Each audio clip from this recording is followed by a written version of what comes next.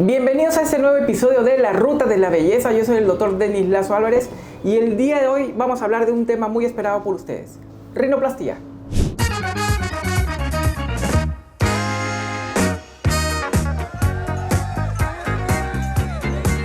Y el día de hoy tenemos un invitado muy especial. Él es rinoplasta y es el doctor Álvarez. Doctor, ¿cómo está? Mucho gusto tenerlo acá. Gracias por venir, por aceptar.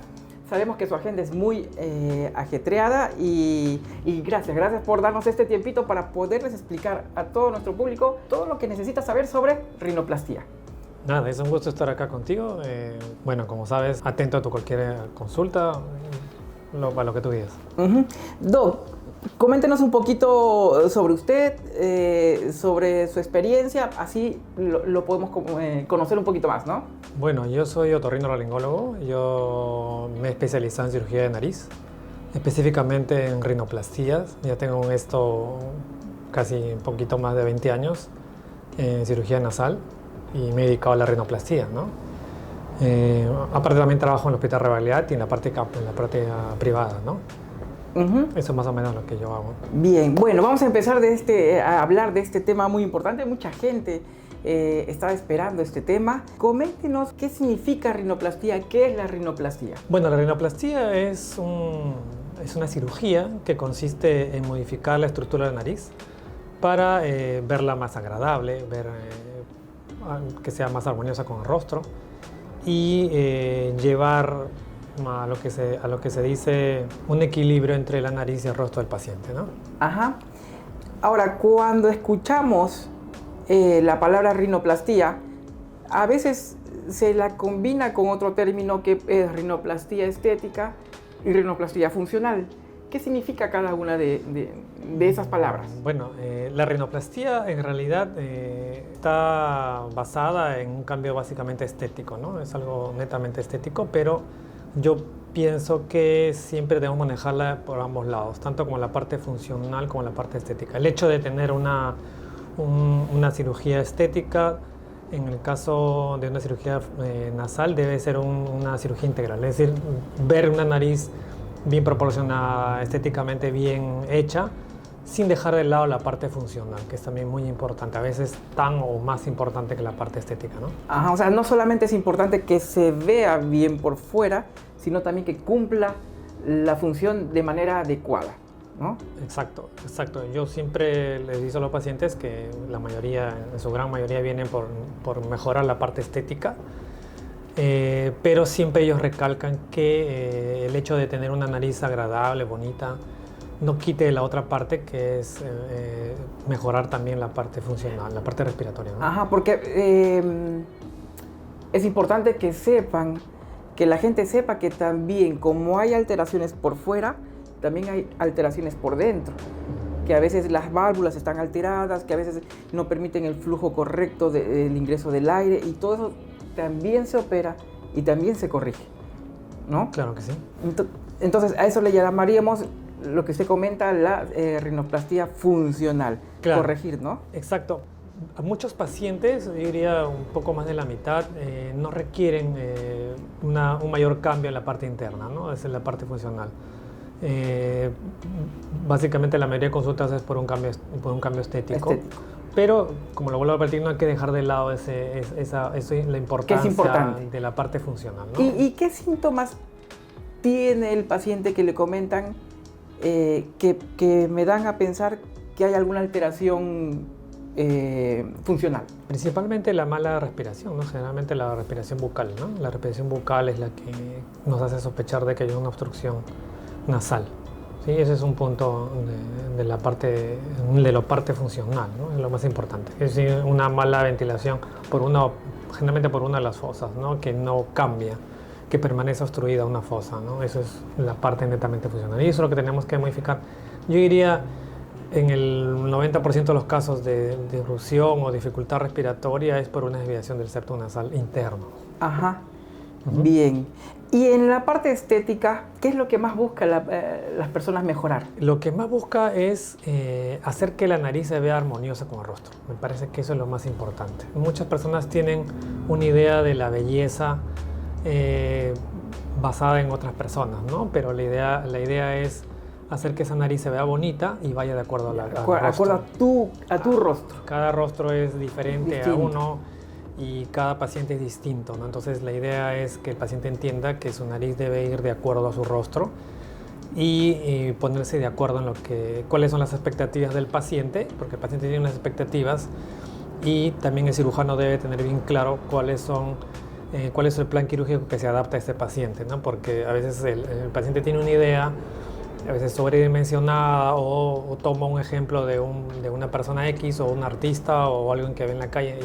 O a veces vienen hasta con la foto y dicen, quiero esta nariz. Entonces uno tiene que explicarle y hacerle ver pues, que no todas las caras son iguales y la nariz tiene que ir de acuerdo al rostro. No necesariamente uno puede duplicar, colocar una forma de una nariz a un paciente X. No siempre tenemos que ver que la nariz vaya de acuerdo a la cara. Eso es lo más importante, ¿no? Que el paciente entienda que debe haber un equilibrio para que ese equilibrio, esa armonía que debe existir entre la nariz, que es el punto central del rostro, se vea bien y el paciente se vea bien, ¿no? Y el cambio no sea tan drástico y sobre todo que los pacientes o las personas que la conozcan vean que sea agradable, ¿no? Y que cuando el paciente se vea al espejo se sienta satisfecho de la cirugía. Creo que es lo que uno más busca, ¿no? Sí. Salvo hay algunas excepciones pues que buscan algo más producido y es aceptado, ¿no? Y es también lógico. Pero yo creo que eso se llega a un entendimiento cuando el paciente conversa y entiende el médico, el cirujano, qué es lo que el paciente desea, ¿no? ¿Y quiénes se puede realizar esta cirugía? Hombres y mujeres entendemos, pero en cuanto a edad, que muchos preguntan, y muchos chicos jóvenes preguntan, doctor, tengo 15 años, tengo 14 años, tengo 16 años, ¿me puedo hacer una rinoplastia? ¿A partir de qué edad se podría realizar este tipo de cirugías? Bueno, esa es una excelente pregunta, porque muchas veces los adolescentes, los jóvenes, que no se sienten cómodos con su nariz, van a la consulta, vienen a mi consulta y me dicen que quieren operar a mi hijo, pero hay una edad. Y esa edad va a determinar sobre todo en el desarrollo físico de cada paciente. Yo diría en las mujeres podemos pensar, yo diría a partir de los 15 años en mujeres y en hombres a partir de los 17 años. Pero no todas las mujeres y los hombres desarrollan igual.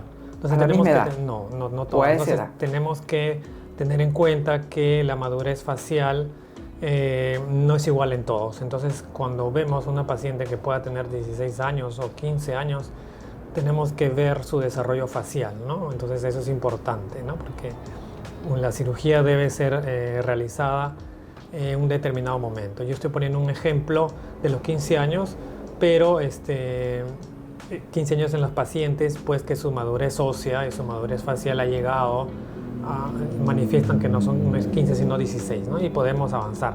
Ahora, si queremos hablar con un patrón más estricto, podríamos decir que mujeres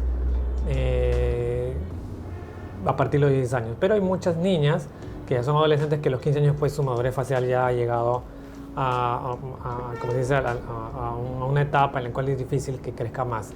En algunos casos sí se tienen que solicitar algunas pruebas, como una radiografía de muñeca para ver la madurez ósea que vaya de acuerdo a su edad o un año más, por ejemplo.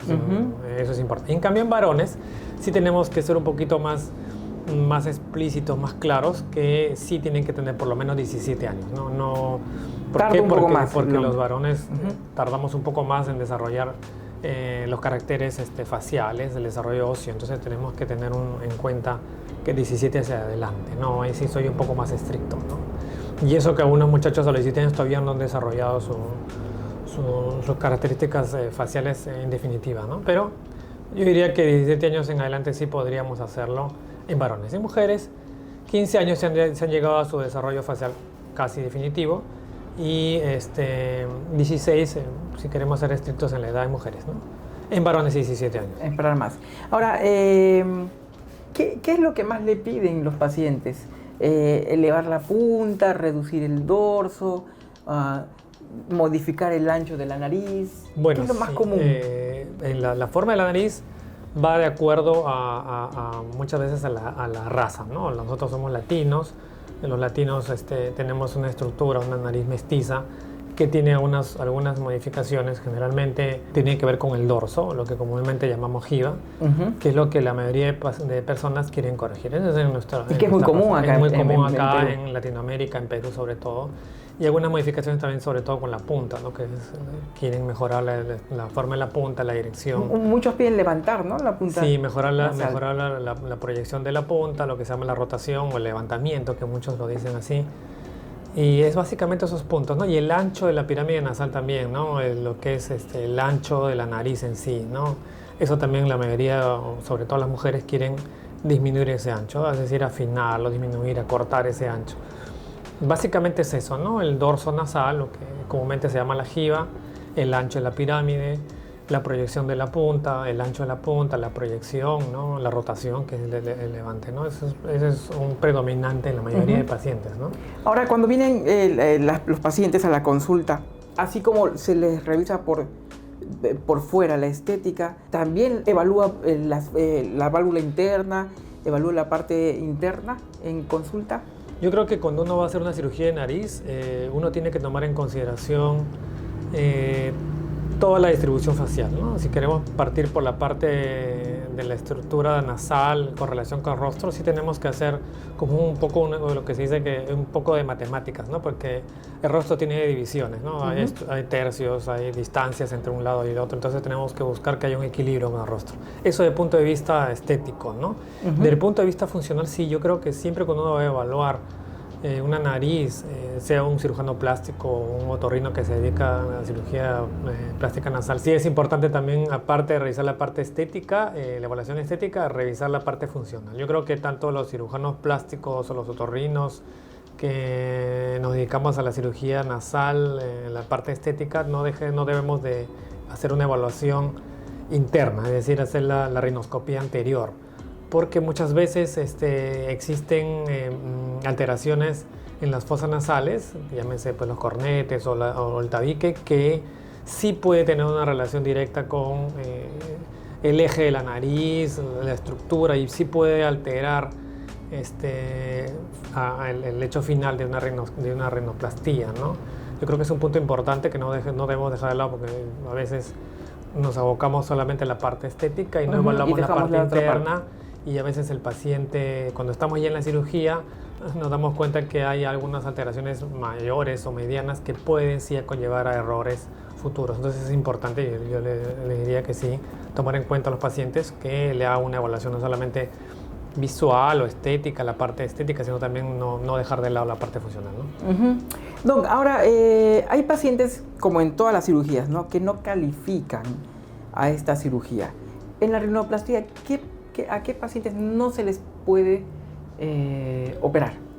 Bueno, la rinoplastia, como cualquier otra cirugía, tiene algunas contraindicaciones mayores, ¿no? Pacientes en los cuales el riesgo-beneficio va a ser mucho mayor, sí debemos abstenernos. Por ejemplo, pacientes que tienen alteraciones hematológicas severas, ¿no? Es muy riesgoso, ¿no? Pacientes que sufren de algún trastorno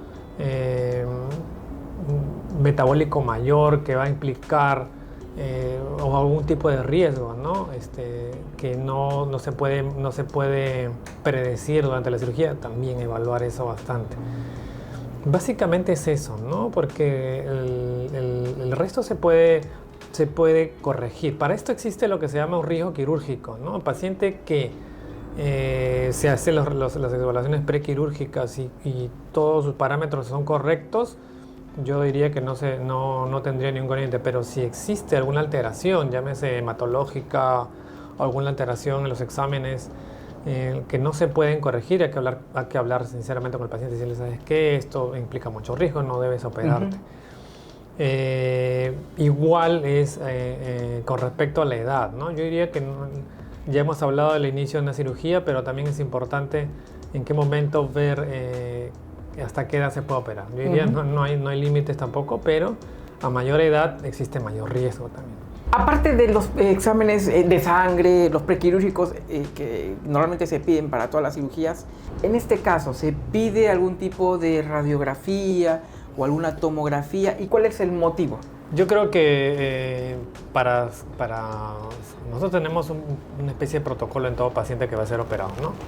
Sobre todo yo tengo un protocolo bien claro, pero cuando uno realiza la entrevista al paciente, que es lo más importante, tenemos que ver y saber qué es lo que vamos a pedir, ¿no? Si aparte de los exámenes prequirúrgicos habituales vamos a pedir otro examen. Entonces para eso hacemos una buena anamnesis, que es una entrevista al paciente acerca de algún antecedente de enfermedad, que también es importante saberlo. Y si tiene alguna dificultad respiratoria, hacemos una evaluación, como le dije, una evaluación no solamente visual, externa, sino una evaluación interna. Entonces, dependiendo de esa evaluación y dependiendo de lo que el paciente manifieste en su anamnesis, su explicación, vamos a necesitar algún examen adicional, ¿no? Por ejemplo, si tiene una desviación septal severa, que pedir una radiografía o una tomografía, ¿no? Si tiene un problema adicional o encontramos algo sospechoso, que pedir una tomografía, ¿no? Pero esos son exámenes que se piden luego de haber hecho una entrevista al paciente y de haber evaluado al paciente. Lo habitual es pedirle los exámenes prequirúrgicos que se piden, ¿no? para una cirugía de este tipo, ¿no? Tanto exámenes de sangre, exámenes cardiológicos, eso es lo que luego evaluamos, pues, ¿no? El anestesiólogo también evalúa los resultados, ¿no? Ahí vemos lo que seguramente me vas a preguntar, es acerca de la anestesia, ¿no? Es bastante importante, ¿no? Ajá. Y antes de llegar a la cirugía en sí, ¿qué cuidados debe tener el paciente antes de su cirugía? ¿Usted recomienda algún tratamiento, algo algún medicamento que nos ayude a evitar, no sé, el sangrado? Básicamente es saber que si el paciente tiene algún antecedente importante, ¿no? Sobre todo en eso de que si tiene antecedentes de que sangra fácilmente, y eso lo corroboramos con los exámenes prequirúrgicos, porque lo más importante es ver cómo está su evaluación hematológica, ¿no? Porque ese es el punto siempre crítico en la cirugía de rinoplastía, porque la complicación casi más frecuente es el sangrado. Entonces tenemos que poner mucha atención en ese punto, si el paciente tiene alguna patología hematológica, ¿no? O si tiene algo que tenga que ver asociado con eso. Básicamente es eso. Ahora, la idea es explicarle al paciente que después de la cirugía puede sangrar un poco. Generalmente se le puede preparar al paciente, se le prepara a veces con algún medicamento ¿Días previos? Sí, días previos que puede tomarlo, como el ácido tranexámico, ¿no? Para disminuir el sangrado. No lo suspende, ojo, lo disminuye, pero ayuda. Es mejor, sí, es mejor. En algunos casos sí yo lo uso. Es mejor para evitar un sangrado mayor, ¿no?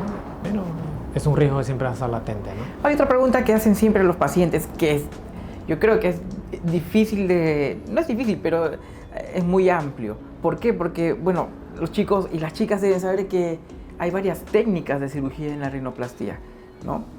Y preguntan mucho cuánto dura una cirugía. Entonces, yo sé que lo estoy poniendo entre el espejo y la pared porque son varios tipos de técnicas y una puede durar poco y una puede durar un poco más. Pero en promedio, un poquito, explíquenos los tipos de cirugías. Ya, mira, volvemos siempre a la evaluación del paciente, ¿no? El punto más importante es la evaluación del paciente. No todas las narices son iguales, no todas, las cirugías va a depender mucho del tipo de paciente, ¿no? Y uno cuando entra a una rinoplastía debe hacer un plan quirúrgico, ¿no? El plan quirúrgico se basa en qué técnica quirúrgica voy a emplear con cada paciente. No puedo emplear la misma técnica quirúrgica para todos los pacientes porque eso no es así, ¿no? De repente cuando uno está empezando hace una sola técnica, pero a medida que uno comienza a operar un poquito más, comienza a darse cuenta que no todos los pacientes pueden realizarse con una sola técnica. Hay que aplicar una, dos o combinarlas. Entonces cada paciente va a variar. Entonces yo le digo al paciente, mira, esta cirugía va a ser una cirugía de este tipo o del otro. Generalmente, a grandes rasgos, las técnicas quirúrgicas, hay muchas técnicas. Lo que más se utiliza son la técnica abierta y la cerrada, por decirlo así, ¿no? Y dentro de la abierta está dentro de la abierta y dentro de la cerrada, bueno, combinando las dos, está la estructurada y la que se está haciendo, cada vez se está practicando más, que es la cirugía de preservación. O también se está haciendo la cirugía que se llama la cirugía híbrida, que combina tanto la estructurada como la cirugía de preservación, ¿no? Que implica otras cosas más Pero regresamos siempre a lo mismo, ¿no? Que el paciente... ¿Qué es lo que necesita? El paciente y el cirujano tienen que llegar a un punto de decir, bueno, esta técnica quirúrgica se adapta a tu caso, ¿no? El paciente se puede hacer una cirugía cerrada y le va a ir suficientemente bien con eso, o un paciente pues que tiene una característica distinta, que se tiene que utilizar una técnica abierta, estructurada, de repente por ahí utilizar un poquito pues de preservación. Yo siempre regreso y vuelvo a decir lo mismo. Para mí cada paciente es distinto, no puedo aplicar un solo tipo de técnica para todos, ¿no? Cada paciente va a variar y hay que buscar la mejor técnica para cada uno, ¿no? Claro. Ahora, ¿qué significa abierta y cerrada? Que creo que eso los pacientes también les interesa, porque una deja una cicatriz expuesta y otra deja cicatriz pero que no se mira. Un poquito explíquenos cuál es la diferencia en general, ¿no? Bueno, en general la cirugía abierta es, para decirlo claro, es una cirugía que se hace un corte en piel, ¿no? Es una cirugía en corte en piel y que tiene, la única desventaja es que se hace un corte, ¿no? Y la ventaja es que tiene una mejor exposición, ¿no? En cambio la cirugía cerrada se hacen incisiones internas, ¿no? En el área pues en el área 1 por decir la entrada de la nariz para que los pacientes dentro de las fosas nasales. Dentro de las fosas nasales es una incisión. Y que de finalmente esa manera, no se ve. Que no se ve, obviamente, porque es una cirugía cerrada.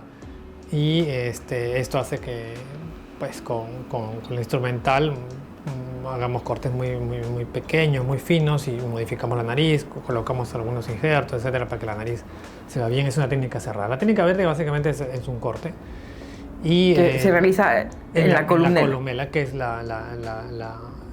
por decir, el muro que divide una fosa con la otra, ¿no? Ajá. Y ahí se hace un corte. Igual no se nota, la cicatriz eso va a desaparecer. Evoluciona muy bien. Pero por la experiencia digo que, aunque está cambiando un poco eso, que los pacientes latinos o los pacientes peruanos prefieren un poco más la técnica cerrada, a diferencia pues que en Europa o en Estados Unidos se utiliza más la técnica abierta, pero esto está variando con el tiempo, ¿no? Los pacientes peruanos o los latinos comienzan a aceptar un poco más, aceptan un poco más la técnica abierta, o ambas. Yo creo que parece reiterativo, pero hay que charlarlo. Hay que hablarlo con el paciente y ver cuál de las técnicas va a mejorar para cada uno. Ahora, esta cirugía puede durar 1 hora o 2 horas, no sé, hasta más horas. Eso va a depender mucho de el grado de dificultad que tenga la nariz, ¿no? Obviamente que en eso va a tener mucho que ver la experiencia del cirujano, ¿no? Y combinado pues con la dificultad que tenga la nariz del paciente, ¿no? Eso va a variar, puede demorar una cirugía, puede demorar 1 hora, como puede demorar 2 o 3, ¿no? Y dependiendo de lo que vamos a encontrar, ese tiempo puede ser un poco más largo, ¿no? Pero una nariz que no tiene mayores problemas puede estar alrededor de 1 hora, 1 hora y media, ¿no? Ahora, ahorita comentó el tema de injertos. ¿A qué se refiere cuando habla el uso de injertos? ¿Qué es lo que usa para estos injertos? Para que la gente sepa un poquito, y a veces de pronto pueden pensar que los injertos son de piel, pueden pensar que los injertos no. Más o menos explique un poquito qué injertos se usan. Bien, en la rinoplastia el único injerto que yo uso es el injerto de cartílago, ¿no? Básicamente los extraigo de la misma nariz, de lo que se llama el septum nasal cartilaginoso, que es una pared que divide una fosa a la otra. ¿Los retira de ahí? Los retiro de ahí, que casi siempre, diría que es más del 90%. En cirugías primarias, ¿no? Ajá. Eso quiere decir que el paciente que nunca se ha operado antes. En pacientes que se han operado antes tenemos que utilizar otras zonas dadoras, otras zonas donde sacar, puede ser el pabellón auricular, en casos más complejos se saca de la costilla, ¿no? Pero son cirugías que son más complejas, ¿no? En mi experiencia prefiero operar cirugías primarias y tratar de ver en qué posibilidades, porque muchas veces llegan a mi consulta pacientes que han sido operados otras veces, ¿no? Y hay 2 que ver o 3 veces ya. Sí, entonces hay que ver cuáles son sus posibilidades. En eso sí tenemos que ser bien realistas, ¿no? Porque a veces los pacientes, vienen con nariz muy manipulada y también hay que ser sinceros, ¿no? Cuáles son las expectativas de cada paciente, a veces no siempre se pueden. Básicamente los injertos son de cartílago y casi el 90% los extraigo del mismo septum nasal. Y esos injertos, para que nos entiendan un poquito, se usan para darle forma o estructura por dentro a la nariz. Exacto. Generalmente es para mejorar la proyección de la punta, que es donde se utilizan la mayoría de los injertos cartilaginosos para mejorar la proyección de las puntas y para mejorar la rotación o el levantamiento, ¿no? Eso, o afinar la punta. Pero muchas veces tenemos que colocar injertos pues, para corregir algún defecto que tiene la nariz, ¿no? Que se pueda corregir, llámese pues una desviación de la pirámide nasal que tenemos que corregir con los injertos de expansión, etcétera, ¿no? Y para eso sirven los cartílagos. Yo diría que básicamente el injerto que se utiliza en una rinoplastía es el injerto de cartílago, ¿no? Ajá. Y otro punto que les asusta mucho a los pacientes es las fracturas. Anteriormente solo se hacían con el martillo, ¿no? Y el escoplo, ¿no? Y les asusta mucho porque quedan los ojos morados, hinchados. Y actualmente se habla mucho de un aparato que nos ayuda a que las fracturas sean más finitas, más controladas. Un poquito háblenos de eso. Bien, mira, la cirugía ha ido evolucionando, como todas, ¿no? La rinoplastía evoluciona con el tiempo y cuando escuchamos hablar, por ejemplo, de los pacientes que han sido operados hace muchos años, estamos hablando de 30 años atrás, la cirugía era muy cruenta, la rinoplastía era muy cruenta, ¿no? Los pacientes, cuando escucho, operaron a mi tía, operaron a mi mamá, operaron a mi abuela y estaba totalmente hinchada. Esto ha ido cambiando con el tiempo, ¿no? Las técnicas quirúrgicas han ido modificándose y el instrumental ha ido cambiando, igual los abordajes han ido modificándose. Entonces, si bien es cierto, todavía se sigue utilizando los cinceles, yo creo que de un tiempo hacia aquí, la técnica quirúrgica bien utilizada, inclusive con los cinceles bien abordados, no genera mayor edema, no genera mayor equimosis, no se hincha mucho. Ahora, obviamente que hay nuevas técnicas, hay nuevos instrumentales que cada día van a ir saliendo. Y yo digo que acá a 20 años va a haber otras cosas más, van a ir modificando. Entonces, como lo que es el ultrasonido, ¿no? Que permite un corte más limpio, a veces que se hinche menos el paciente, pero básicamente es eso, ¿no? Que se hinche un poquito menos. Si ya la técnica actual con cinceles muy finitos se hincha muy poquito, entonces la técnica con ultrasonido se hincha menos, entonces nadie sabe que acá unos años más va a haber otra técnica que va a ser menos. Entonces la tendencia es a disminuir esos efectos. El trauma. Claro, el trauma nasal, ¿no? Pero yo digo que es eso, ¿no? Una técnica bien utilizada, un instrumental bien utilizado, no podemos caer en el absoluto, no podemos decir que un instrumental es la panacea. Yo digo que los cinceles es lo mejor, tampoco el ultrasonido es lo mejor. Yo creo que igual regresamos nuevamente a lo mismo, que cada paciente nos dice qué usar, ¿no? Unos pacientes se acomodan un poco más a usar cinceles, otros pacientes se acomodan un poco más a usar el ultrasonido, unos lo están utilizando mucho porque es una novedad y me parece excelente, ¿no? Que se use más. Pero eso depende bastante de la habilidad del cirujano y dos, del tipo de paciente, ¿no? A veces eso toma un poco más de tiempo, etcétera, ¿no? Pero yo creo que los cirujanos debemos ser abiertos a los cambios. Si hay nuevas técnicas, si hay nuevo instrumental, hay que usarlo, ¿no? Pero progresivamente, ¿no? Ajá. Y anestesia. ¿Qué tipo de anestesia normalmente se usa para este tipo de cirugías? Excelente pregunta. Mira, lo digo mi experiencia, ¿no? Yo, el 95% de pacientes hago la anestesia sedación más local. Es decir, el paciente, entramos siempre, el 100%, yo lo hago así, 100% de mis cirugías son con anestesiólogo a mi lado, al lado del paciente, y le coloca pues una vía, lo seda al paciente, pero el paciente está respirando por voluntad propia, ¿no? Y yo bloqueo localmente al paciente para que no sienta absolutamente nada de dolor, ¿no? Pero siempre bajo la vigilancia del anestesiólogo, porque para eso uno ingresa con anestesiólogo, para que él vigile pues sus funciones vitales, que el paciente esté bien, que respire adecuadamente, que su saturación esté adecuada, y yo me dedico a operar, ¿no? Con tranquilidad. Entonces, yo digo que el 95% de pacientes, un poco más de repente, cirugía bajo anestesia local más sedación, ¿no? El paciente no siente dolor, está pues, la mayoría de veces dormido, pero respirando por principal voluntad. En un porcentaje pequeño poco menos de 5% sí se hace una cirugía bajo anestesia general. Básicamente pacientes en los cuales la cirugía va a ser un poco más compleja o de repente son pacientes extremadamente ansiosos que no van a colaborar, entonces uno ya tiene que saber este grupo de pacientes que no van a ir bien con la anestesia local o la sedación. Entonces sí tenemos que decirles, ¿sabes qué? Mira, esta es la situación, o el mismo paciente dice, yo soy extremadamente nervioso o tiene alguna patología, es demasiado ansioso. Entonces hay que explicarle, entonces hacer una anestesia general, ¿no? Y también algunas cirugías que son un poco más complejas, sí, hay que entrar con anestesia general, ¿no? Pero es lo menos, ¿ah? El porcentaje es muy pequeñito. Bueno, con la general no sienten nada. Y con esta sedación y local, lo preguntan en consulta, dicen, doctor, voy a sentir algo, me va a doler algo. Vamos nuevamente a decir, ¿no? Yo creo que la experiencia tiene que ver mucho con esto, ¿no? Un buen anestesiólogo conversa con el paciente, le explica, llega a tener confianza con él mismo y se le pone un sedante, que es una sedación. El paciente se seda y ahí vamos nuevamente a una adecuada técnica de anestesia local. Si la anestesia local está bien colocada, el paciente no tiene por qué sentir dolor, ¿no? El paciente no siente, siempre les pregunta, ¿qué tal te fue? ¿Sentiste algo? No, doctor, me quedé dormida, no sentí dolor, todo perfecto.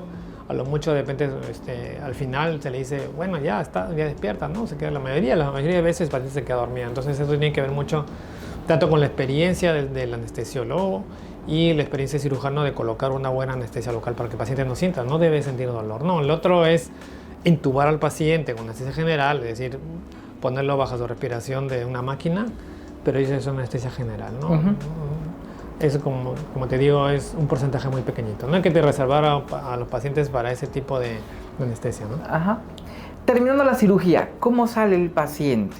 Muchos, antes se salía con un yeso, con una férula. Ahora, ¿cómo se está manejando? ¿Para qué sirve este yeso? O sea, ¿para qué se coloca? ¿Cuál es el objetivo, la finalidad? ¿Todas las rinoplastías necesitan este yeso? Sí. Mira, hay dos cosas que se utilizan, ¿no? Y que se utilizan aquí en Estados Unidos, en Europa. Nosotros utilizamos más el yeso, pero también hay otra férula que es el Aquaplast, que es un plástico que se coloca. Bueno, eso se ve más bonito. Se ve más bonito, estéticamente se ve más bonito porque no tienes que sujetarla con espadadrapo, pero la finalidad es la misma, ¿no? Ahora, ventajas y desventajas, yo diría que la férula de yeso es como un molde, se moldea un poquito a veces mejor en el paciente, es porque es un yeso que lo puedes moldear, que se pegue bien y bien colocado cumple su función, ¿no?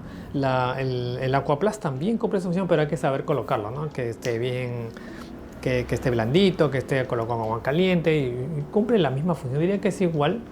Es más fácil colocar un yeso porque lo tenemos más a la mano, pero eso ni uno ni otro quita que usemos uno u otro, ¿no? A algunos pacientes les gusta pues que no ponerse espadadrapo y solamente que se vea el Aquaplast y la férula, bien, ¿no? Pero sí hay que colocarlo. Es importante que el paciente siempre, tiene que saber en toda rinoplastía que vamos a hacer osteotomías o que vamos a quitar una porción del dorso, es mandatorio, o sea, eso es algo que sí o sí debe colocarse, ¿no? Salvo que salga un procedimiento mínimo en la punta, una cosa menor, pero que no estamos llegando a hablar de una rinoplastía completa, ¿no? Es una cosa pequeña, entonces muy excepcionalmente podemos aceptar el yeso, pero yo diría rinoplastía es sinónimo de hacer fracturas y tanto en la parte del dorso como en las laterales, entonces casi siempre se coloca, ¿no? Algunas excepciones sí, pero son muy poquitas. Ahora, ¿qué complicaciones? No hablemos de todas, pero algunas, las más frecuentes, todas las complicaciones obviamente se pueden tratar, se pueden prevenir, pero ¿qué podría presentarse? Ya hablamos del sangrado, de la hemorragia, digamos, pero puede haber infección, puede haber de pronto en las zonas que se han fracturado que crezca algún callo. ¿Qué es lo que se podría presentar inmediatamente después de la cirugía o a posteriori? La complicación inmediata y la que la mayoría teme es el sangrado, ¿no? Que eso tenemos que tener en cuenta y tenemos que decirle al paciente que eso es una posibilidad, ¿no? Que pueda hacer, ¿no? Que pueda sangrar. Eso va a depender mucho del tipo del paciente, de si tiene algún problema adicional. Que, pues, por ejemplo, a veces hay vasos que no los podemos identificar al 100%, que obviamente cuando se hace una ostomía hay que cortar algunas cosas y un paciente puede sangrar más que el otro. No debe pasar. Igual, si el sangrado existe, hay que saber controlarlo. Para eso está la experiencia de cada médico, saber controlar y realizar una buena hemostasia, ¿no? Eso no debe llegar a mayor. Básicamente eso tenemos que decir que es la complicación más importante de una rinoplastia. Ahora vienen después las otras complicaciones que tienen que ver más que todo con la cirugía en sí, ¿no? Que puede existir algún defecto, alguna cosa. Yo diría que no debería pasar, pero puede pasar, ¿no? Es el tema de que, oye, se formó algo, se quedó algo, un excedente, una simetría. No debe pasar, está descrito que lo ideal es tener un 5% que debería pasar, algunos lo reportan como más, como 15 a 20 a veces que pueda pasar. Por ejemplo, ¿qué es lo más frecuente? Si ya ha sacado un exceso de hueso, cuando las jibas han sido muy grandes, entonces, como sabemos, pues puede existir un crecimiento del hueso redundante y crear pues un callito, por decirlo así, que se puede corregir, ¿no? Pero no debería pasar, puede pasar, es una posibilidad, sí, está descrito. Puede pasar también que crezca, como le explico a los pacientes, a veces uno se hace un corte, una herida y esa cicatriz, en algunos es más intensa que en otros, puede ser una fibrosis. Queloide. Claro, un queloide básicamente en la piel, pero si hablamos de una fibrosis de la parte interna, sí podría pasar. También hay que conversar con los pacientes, no todos los pacientes lo hacen, pero sí puede existir, no puede pasar. Entonces uno tiene que más o menos saber cuáles son estas posibles complicaciones, si queremos decirlo así, ¿no? Pero estar preparados para corregirlas, eso es lo más importante. Ajá. Ahora, en el posoperatorio, ¿qué cuidados deben tener los pacientes? Básicamente que el paciente siga las indicaciones del médico, ¿no? Si sigue las indicaciones del médico, las cosas deben marchar bien, ¿no? Yo creo que ya hay indicaciones que son bien claras en toda la cirugía, en las rinoplastías, que, bueno, básicamente que el paciente tenga los cuidados de no hacer esfuerzos, de que cumpla con su medicación, ¿no? De que la alimentación sea la adecuada, porque el primer día pues no comer sólidos, no hacer esfuerzos, básicamente es eso. Lo más importante es eso, ¿no? Que no haga fuerza, que cumpla estrictamente con la medicación que se le ha dejado, ¿ya? Y que vaya a los controles. Los controles. ¿No? Que se le tienen que hacer, sí, ¿no? los controles son importantes porque ahí se puede detectar evaluar, qué ¿no? puede estar cómo pasando, es la evolución, ¿no? Ajá. Ahora se habla mucho del sangrado, o sea, que después de una rinoplastia, los primeros días, si el paciente no se cuida, puede sangrar, ¿no? La nariz. Eso es básicamente por hacer mucha fuerza, por algún movimiento. Sí, la mayoría de veces es esa, ¿no? El paciente a veces se ve bien, y como se ve bien, y quiere retornar a sus actividades normales y empieza a hacer algo más de la cuenta. Hay que tener en cuenta la evolución, ¿no? La evolución, como cualquier herida operatoria, debe ser progresiva, ¿no? El paciente debe reintegrarse a sus actividades progresivamente, ¿no? Al quinto día, después de que se han sacado los tapones o las férulas, tiene que entender que sus actividades tienen que ir de a pocos, ¿no? No puede hacer todo al mismo tiempo. He tenido pacientes que obviamente han venido, no se va a sonar la nariz sangrado, claro, tiene que saber al segundo día. Que tiene que tener ciertos cuidados, ¿no? Se le deja esas indicaciones, pero lo más importante es que el paciente entienda que es una cirugía y que esto tiene que llevar un proceso lento de recuperación y que a medida que el paciente se cuide, va a tener menos complicaciones y su evolución va a ser la mejor, el resultado también va a ser la mejor, nada más. Bien, entonces, ¿cuánto tiempo tiene que esperar el paciente para ver ya el resultado final? El resultado, siempre hablamos de porcentaje, ¿no? Cuando uno retira la férula de yeso o la férula que se coloca, sí va a haber un cambio, obviamente, va a haber un cambio, pero ya pues un 70% cuando uno retira el yeso, ¿no? Pero ese 70% debe ir mejorando con el tiempo, ¿no? A medida que el proceso inflamatorio va disminuyendo, la nariz se tiene que ir viendo mejor, no al revés. Exacto. Entonces pasa el tiempo, 1, 2, 3, 4, 5 meses, a veces un poco más, la nariz tiene que ir mejorando. O sea, tiene que disminuir, al disminuir el edema, la nariz se tiene que ver mucho mejor. O sea, eso es lo que siempre le digo a los pacientes. Su nariz quedó muy bien, pero los resultados finales los vamos a ver acá a un tiempo, ¿no? Lo vamos a ver acá a un tiempo y vas a ver que lo vas a ver mejor. Ahora, no tiene que ser al revés, ¿no? Pasa claro, el tiempo, ya no se va estaría a pasando otra cosa. Ya como si no pasa eso, porque ha habido algún problema, algo que se tiene que corregir, ¿no? ¿Y a partir de qué mes uno ya puede realizar su actividad normal?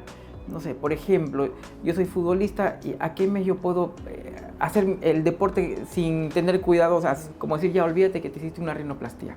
O siempre hay que estar teniendo cuidado. Es una pregunta que siempre la hacen, sobre todo ahora que hacemos, la gente va mucho al gimnasio. Me dice, doctor, ¿cuándo puedo regresar a mi gimnasio? Yo siempre les digo, tienes que esperar un mes por lo menos, ¿no? Y después del mes tienes que retornar progresivamente, o sea, si levantas pesas progresivamente, empezar con poco peso, anda de a pocos, no lo hagas. A veces el paciente se siente bien, ya quiere hacer todo y ahí vienen los problemas, ¿no? La nariz necesita un tiempo para recuperarse, no puede hacer tus actividades rápidamente, no la puedes regresar, tiene que ser progresivamente lento, ¿no? Eso tiene que pasar así. Y ahora me hablas acerca de los deportes de contacto, fútbol, básquet. Yo le diría, no, espérate más tiempo, ¿no? Porque a veces pasa que no falta alguien que te quiera dar un codazo, o un pelotazo. Un pelotazo, entonces la nariz no se ha recuperado del todo, ¿no? La nariz siempre toma tiempo recuperarse y eso tiene que el paciente tenerlo claro, ¿no? Esperar un tiempo para que el resultado final se vea bien, pero también saber que la nariz está todavía en proceso de recuperación, ¿no? Uh-huh. Y hay que cuidarla, ¿no? Sí. Para cuidar el resultado. Claro, para eso se operan los pacientes. Ahora, como un punto final, me gustaría que charlemos un poquito para poder darles recomendación a los pacientes, aquellos que piensan en colocarse algún material de relleno permanente. ¿Esto ayuda a una rinoplastia? ¿Se hace más complicado? ¿No se puede operar después? Hablando de estos materiales de relleno permanente, ¿no? Mira, sí, es una excelente pregunta, ¿no? Yo te hablo a título personal, yo no puedo ser absoluto en esto porque sé que muchos colegas lo hacen y eso ya es algo que cada uno ve sus resultados, ¿no? Uh-huh. Pero también hay que pensar desde mi punto de vista que yo no soy tan amigo de colocar rellenos, ¿no? Sobre todo en la nariz, que es una zona muy delicada, ¿no? Se colocan muchos rellenos, lo que son, la mayoría de ellos son sintéticos, uh-huh. ¿Ya? A veces unos más densos que otros, y por la experiencia he visto que cuando se colocan estos rellenos, sustancias de relleno o como se dice, rinomodelación, cuando abro las narices, ellos me dicen, oye, me he colocado hace un año, hace 8 meses, 10 meses, porque es el tiempo que tenemos que esperar para poder operar a un paciente que se ha colocado una sustancia de relleno, llamarse ácido hialurónico. Yo espero por lo menos 8 meses, 6 meses, no lo hago antes. Siempre, cuando he visto esa cirugía, siempre he visto algo alterado, ¿no? Uh-huh.